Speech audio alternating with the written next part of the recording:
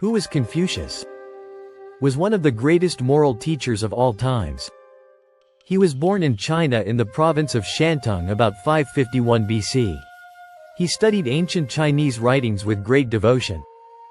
These works taught him many new ideas about character development. China, during those days, was ruled by an emperor.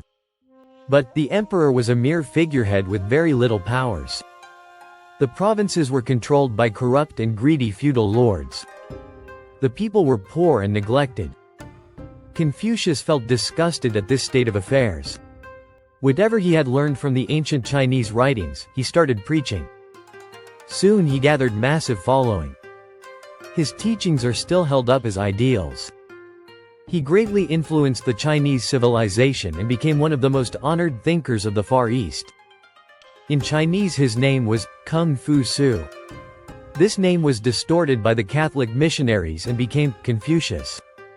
Although little is known about his ancestry and early life, he is said to have come from impoverished nobility. He was orphaned at an early age and grew up in poverty.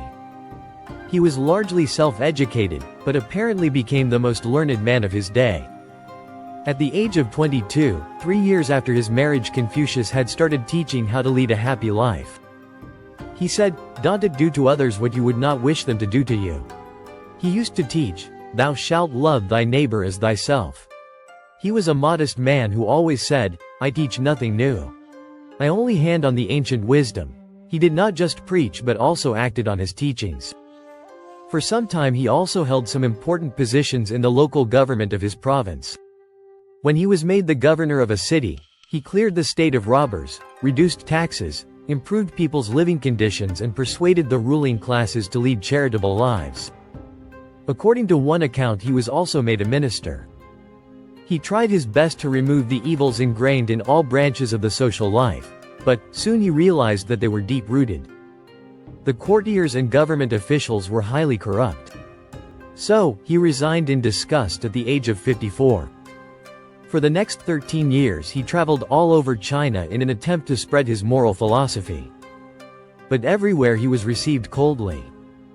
Frustrated by his failure, he died a broken-hearted man in 479 BC. Although Confucius did not succeed in his aims during his lifetime, yet within 500 years after his death, his teachings had become the philosophy of the state. The Chinese came to offer sacrifices to him in temples. Confucianism has become a religion in China. Even today it influences millions of lives.